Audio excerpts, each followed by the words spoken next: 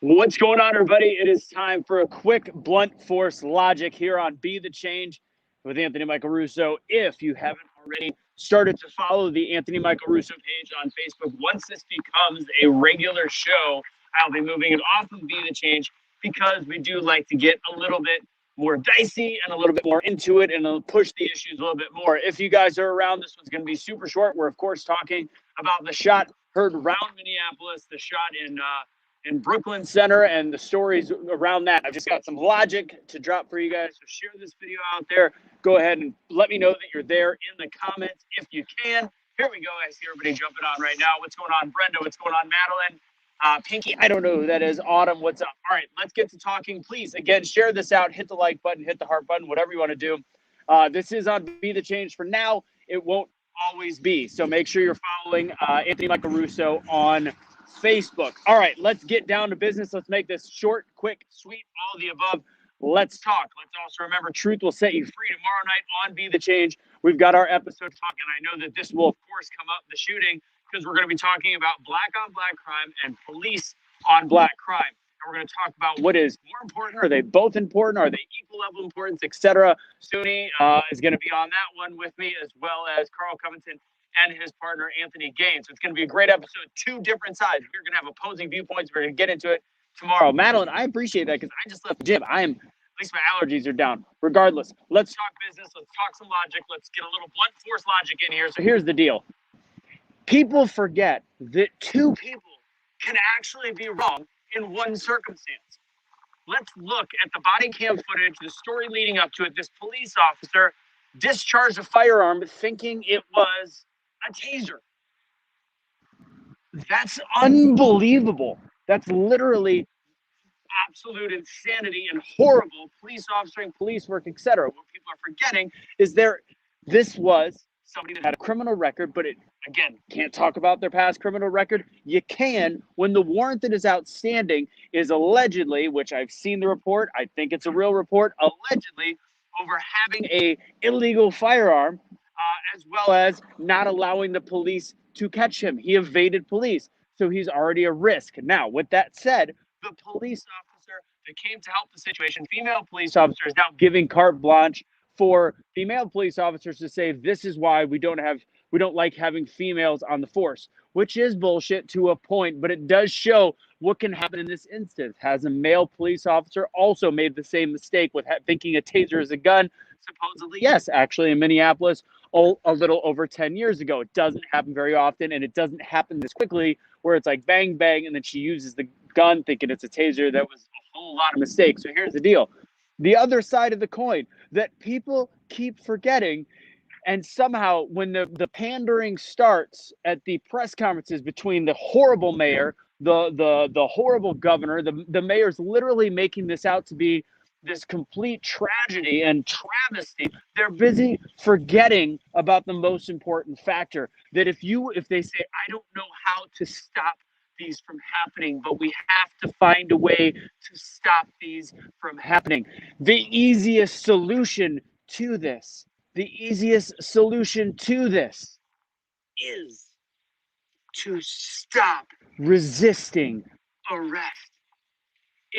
Again, I am not condoning this cop making a blatant mistake. This is a ridiculous mistake. It was shitty police work, especially if you're a veteran. It was terrible.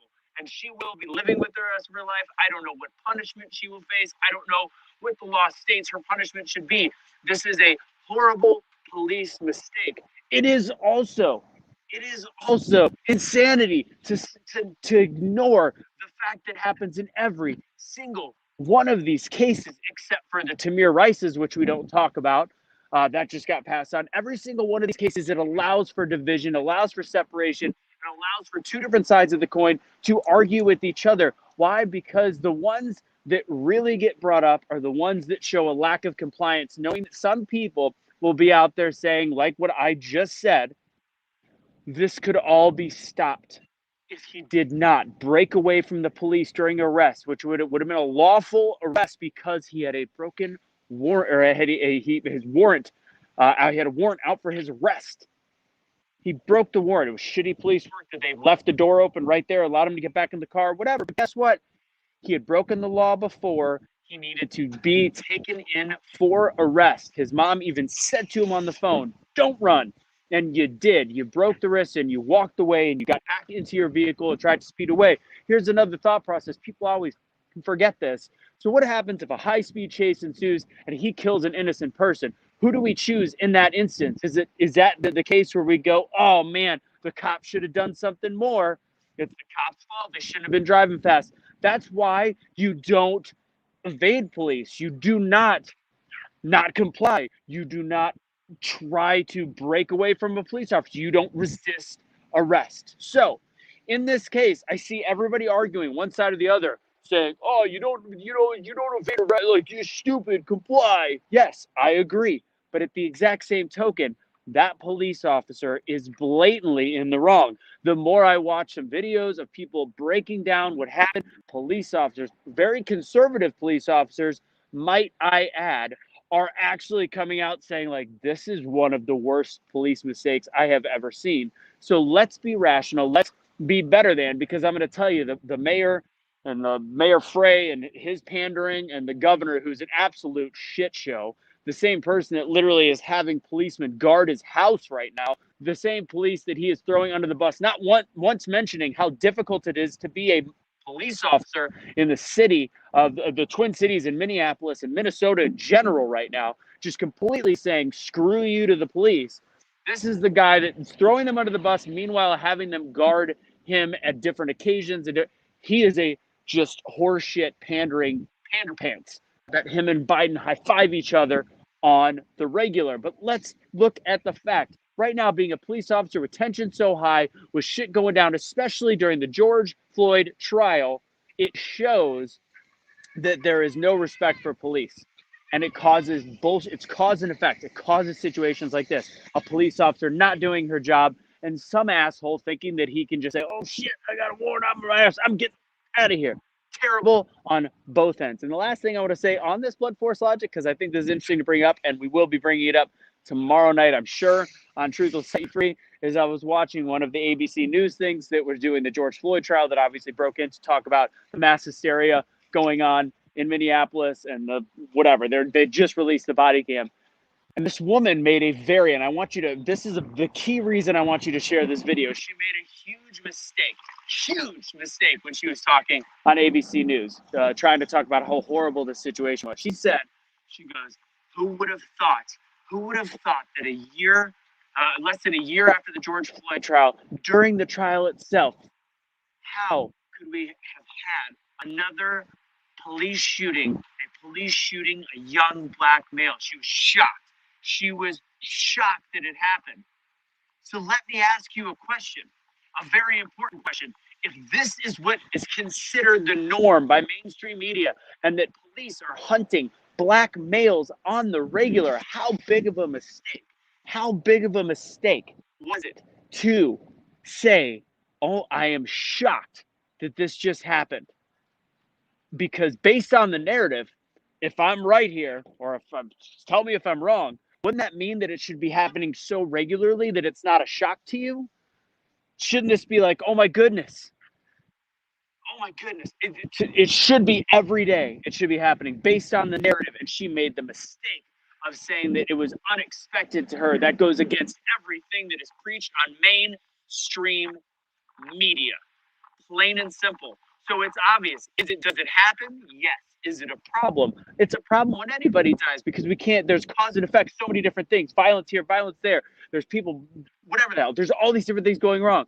But if it's part of the narrative that it's people being hunted, you shouldn't be shocked. You should not be shocked that it's happening right around a year after the original case. That's not regularity. That's called an outliner. Learn that it is different. With that said, look at Minneapolis burning down again right now, because that really does anything. You know what? Is it burning down to make a point? No, it's to loot, steal, and they're calling people narcs for just showing video of the people stealing stuff from stores. Kudos, Minneapolis, and the criminals that are there. With that said, final message, as I said, there can be two wrongs, and neither of them make a right. Police officer, horrible, bad, failure to do your job, clearly fired, and whatever else comes from it. On the same token, I got an idea for you. A little blunt force logic. You're getting arrested and you're a criminal. You're risking your life when you evade police and you do not comply. Love you guys. Catch y'all later. See you on Truth Will Set You Free and on Changemakers on Wednesday. We've got Craig Siegel, one of the biggest up-and-coming motivational speakers in the country. CLS Experience, huge podcast, and he's going to be on our show, our podcast as well. Love you guys. Remember to follow Anthony Michael Russo as Blunt Force Logic once it goes on the OpsLens platform. Will not be a show on Be the Change because as you can tell, I like to get a little frisky. Soonie I know is coming up later. I'll catch you guys. Bye. Be the change you wish to see in the world by spreading blunt force logic and truth. Take it easy.